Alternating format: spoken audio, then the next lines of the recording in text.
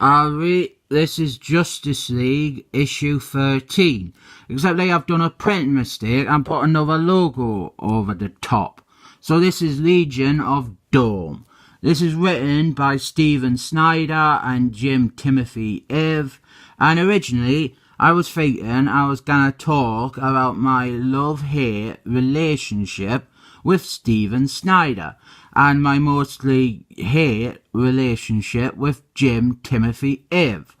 But I'm thinking I might save that for another issue. Like, I am wanting to get Batman Who Does a Laugh tomorrow, so I might talk about it then. Before starting this comic though, my last video, my 100th video, the Excellent Men one, at the start I said about my subscribers, and that video, it was actually recorded just before I started getting new subscribers. So now it makes us look like I was wrong, or I was lying, or I was ungrateful. So I'm just going to say thank you to all my new subscribers, and thanks to the official Adium for the tweets and the reshares and the likes and the subscribes and the things. This comic though, we have got the Joker here, the worst DC character, and Lex Luthor, and Lex Luthor is telling the Joker off. You know the rules, Joker. No one gets out alive, and there is Gorilla Man, and there is Black Mantis. And Black Mantis, he shouldn't even be on this cover, cause he died at the end of Drowned Earth. If you didn't read that, well done. You didn't waste time with a story that started strong and then petered out. By the end, it was just an exercise in pushing Aquaman into a corner. A very specific corner, just to facilitate Mary Sue DeConnick coming onto his book and butchering him. They did the same thing at Marvel for her, the exact same thing. In Avengers, they did a whole story where they dragged up Captain Marvel's, the real one, Mar-Vell. They dragged up his corpse just to push Karen Daggers into a corner to benefit Mary Sue DeConnick coming on and making her into Captain Marvel's, the shit one.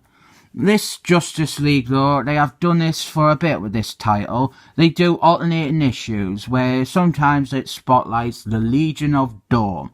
And this one, it is all about the Joker. And I found myself not hating it as much as I normally would hate rubbish like this about the Joker. The art though, I will say the art is a mess. It is by a guy called Guillermo Marquez, and he is normally good. He did a really sexy sex scene with Batman and Catwoman. But here, it looks awful. Like, if he was drawing a sex scene between Joker and Lex Luthor's, it would not look sexy. We are seeing here how Lex Luthor's recruited Joker for the Legion of Doom. And I'm going to talk about the Legion of Doom because they are at the heart of this Justice League run.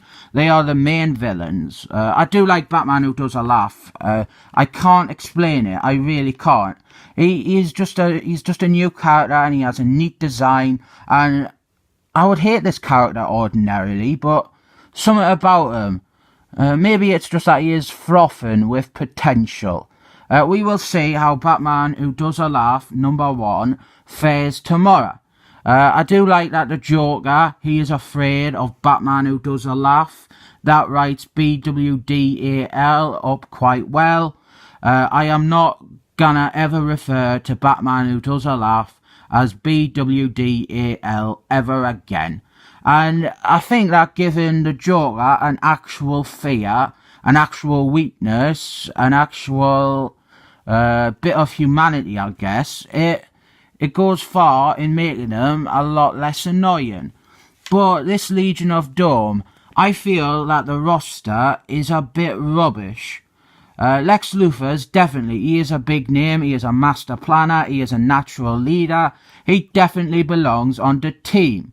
And then we've got Mr. Sinister, and, well, as Nathan Van Scribbler says, he is like Hitler. So, yeah, He belongs on it. He's very powerful. He is Green Lantern's arch enemy. So yeah, I like him on the team. Then we have got Gorilla Man, a Flask baddie, and I am less inclined towards him.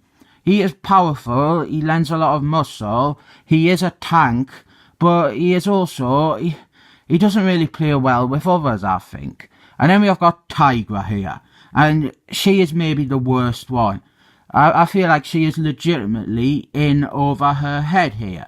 And Steven Snyder and Jim Timothy Ive, they didn't seem to realise that. She is just like, she's really underpowered, and she in the whole DC universe, she is a pretty minor villain, really. The only reason she is here is because she is Wonder Woman's enemy. And they always seem to grab her for these sorts of villain teams.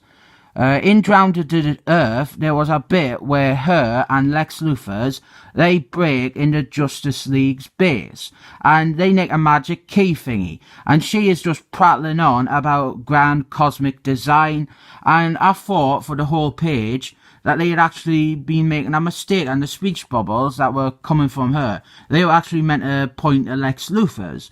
They just seemed to write her and Lex Luthor's exactly the same, like the exact same voice, and that doesn't seem like her character. She's not that smart, surely.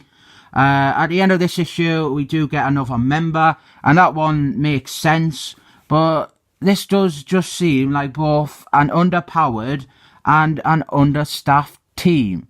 I forgot the Joker. I haven't even discussed him. He clearly doesn't belong on the team. He is mental. He can't be trusted. He is a fucking psycho. This issue, it does acknowledge that, and it also acknowledges the member thing. It acknowledges there's not many. They audition new members. But again, we have got the same problem as before. These are all kind of underpowered, and mostly they are all solo enemies of Justice League members. Like, there is a lot of Batman enemies. The Fiddler, Dr. Cold, Scaredy Cat, and the only one I'd say could work of all these villains is maybe Immortus, but they have gone for his goofy costume, so it is clear that the writers, they are not really considering him. I think Zuma, the Flask baddie, he would make sense on this team. He is a scientist, and he'd be better than Gorilla Man. Maybe Psychic Pirate, he would be fucking fantastic for this team. I love that character. Desperado, he'd be good. Lowball, he could work. Black Adam, he would make a lot of sense on this team too. And with these villains though, we enter another problem.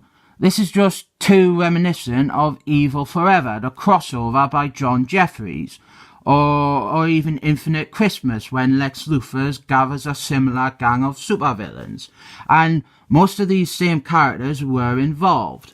But what happens is, the Joker, he starts getting his revenge. He poisons them all, and they start fighting each other, and he is doing this to torture Lex Luthor, because Joker said he would only join the Legion of Doom if Lex Luthor didn't involve Batman Who Does a Laugh.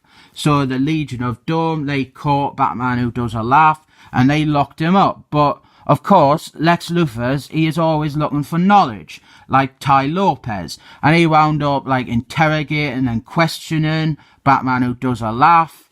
So now Joker, he is getting revenge for Lex breaking that deal, and he has meticulously planned a whole revenge, and it's actually pretty good. The art though, look at it there. So the Joker defeats Lex Luthor, and I would hate this normally. I should hate this, but I find it fine. So Lex Luthor, he is tied up in chains, and Joker, he is talking about his master plan to kill them all. He was going to let them get close to winning, and then take the victory from them. That's kind of like a classic psychological torture thing. But the twist is, he no longer feels he can do that, because he just cannot predict the Batman Who Does a Laugh. And anything that Batman Who Does a Laugh, anything that he does, anything that he will have planned, it will be worse than what the Joker has planned. So he just leaves. And then we see all the prospective new members leave as well. And when Tigra is going on about how they have lost the Joker and Black Mantis and they need a new member, Lex Luthor reveals he has got Brainiacs. And this is what I was talking about before, the final member of the team. Brainiacs, he works well on the team, I think. He is a huge threat. He is powerful. He is smart. I'm not entirely sure how well he would play with the others, but in the past, him and Luthor have teamed up. Like in Christmas on Infinite Earths. That's actually another story with Lex Luthor leading a huge group of villains. I find this story, though, it's decent enough. It's just the Legion of Doom. I think they're a bit underwhelming and an uninspired selection of characters. But now we have got a preview of Batman Who Does a Laugh, issue number 1. And I feel a bit silly for reading this. I'm gonna pay like £4, possibly 5, knowing the state of the industry. And here we have got 6 pages of a 22-page comic. So this is like 30% of the full thing. And it looks like not a lot happens. It doesn't fill me with confidence. Good art.